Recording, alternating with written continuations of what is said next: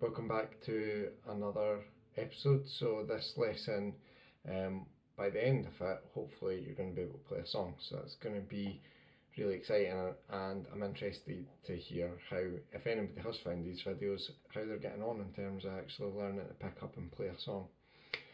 So before I jump into showing you the chord sequences and the strumming pattern and so on that we need to be able to play this video, I want to talk about timing. So I mentioned it briefly in the last video about 4/4 timing. So a lot of pop songs are done in that timing, and what it means is 4 beats to 4 bars, and that's the end of a repetitive cycle. So this is all about learning how to count out loud when you play a chord sequence. So being able to go 1, 2, 3, 4, 1, 2, 3, 4, 1, 2, 3, 4, 1, 2, 3, 4, 1, 2, 3, 4, 1, 2, 3, 4, 1, 2, 3, 4, 1, 2, 3, 4. So that's your 4. Obviously the speed of that changes, so that's your tempo. So it could be 1, 2, 3, 4, 1, 2, 3, 4, 1, 2, 3, 4, 1, 2, 3, 4, 1, 2, 3, 4, 1, 2, 3, 4, 1, 2, 3, 4, 1, 2, 3, 4. So that might help you when you start learning how to do these, because as you get used to counting in your head, you get the timing. I find it really difficult if I try and say the numbers out loud.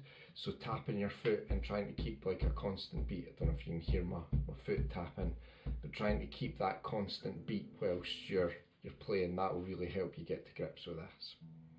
So we're going to try have a look at Time of Your Life by Green Day, or Good Riddance, whichever you want to call it, because the chords that you've learned, the 4 chords, are all that you need to be able to play that. So let me show you and count you through each of the steps and how much you need to repeat this. This breaks down into 3 really easy sections. So I'm going to refer to your verse, pre-chorus and chorus, okay? So the verse is the G chord that you learned in the first video.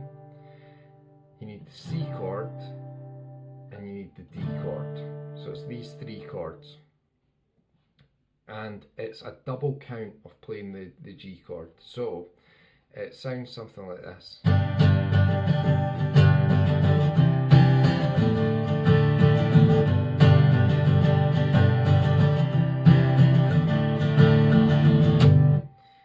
So that's how you want it to sound. So in terms of counting it out, you can do that or you can tap along. But to get the strumming right, so let's see if I can slow this down a little bit so you can hear it.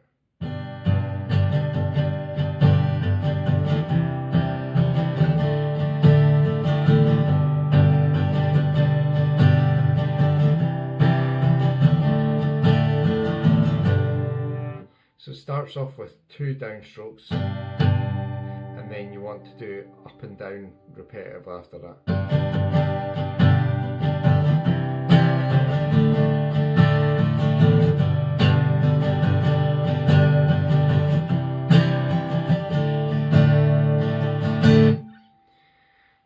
And that's the verse. So probably the easiest way to do it is start practicing getting that piece, and until you feel confident doing that piece over and over, don't try to go into the next bit. If you are ready to go into the next bit, so this is the pre-chorus section. So you're going to use the E chord that you learned from the last video. You're going to use the C, G, and then back to the C. And this just repeats twice, so every one is for 1 count through. So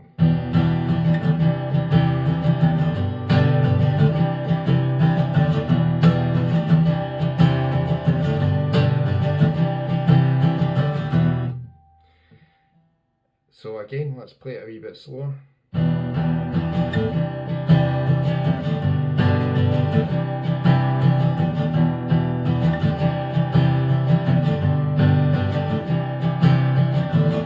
So what you're hopefully hearing there is that the first chord and the third chord is a lot more downstroke. So, and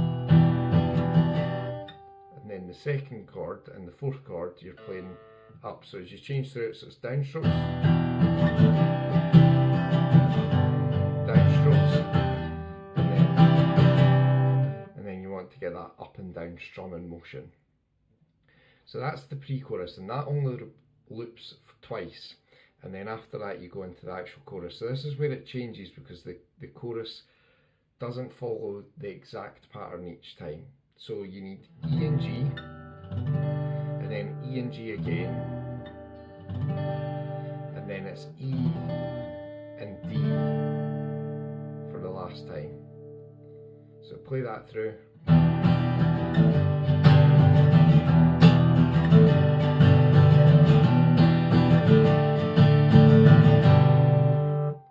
And then you start going back to the loop.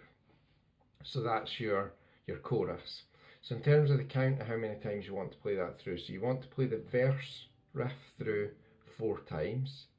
You want to then play your pre-chorus twice, and then you want to play that chorus through once. And I'm counting once as being the E, G, E, G, E, D.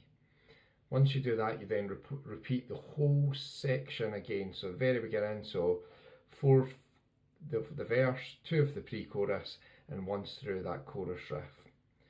And then for the remainder of the song, the verse element becomes twice, and then twice of the chorus, and then playing through the chorus, sorry, twice of the pre-chorus and then playing through the chorus. The thing that's different if you listen to the song, so obviously we're only doing this as strumming. Instead, what you'll see if you listen to the song is Billy Joel does a lot of picking. So to get that sound, you can try this. I wouldn't worry too much about getting that straight away. Practice more of the strumming, but if you do want to start practicing that through, it's about picking the notes out slowly. So picking the top notes and then the bottom notes.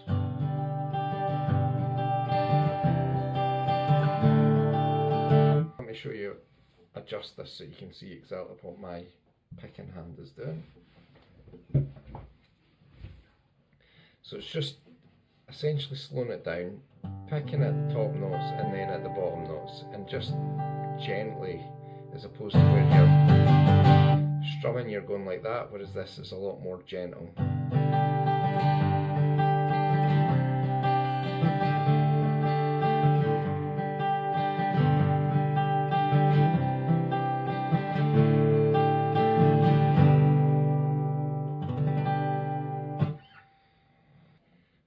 So there you go, that's hopefully gives you enough to get you started. As I've said in other videos, break this down into little sections because it will make it a lot easier. So just to recap, what you want to do is you want to get the verse riff mastered. Now that plays through 4 times, and then you want to do the pre-chorus verse and you want to play that through twice, and then you want to finish off by playing that chorus, which is 6 different notes that you would be playing through, and then you repeat again. And just practice that over. Don't worry about putting together the whole song at this point in time, but that's the 3 key elements to the song. And once you've got that, start listening along to the song, even try playing along to it, and hopefully that will really help you get your head around how to put together a full song and how to play it. But as ever, the most important thing is just have a bit of fun, keep on practicing, keep on playing, and as long as you're enjoying it, then that's the main thing, and it will come with time and just a lot of practice. So until the next video, thanks and bye bye.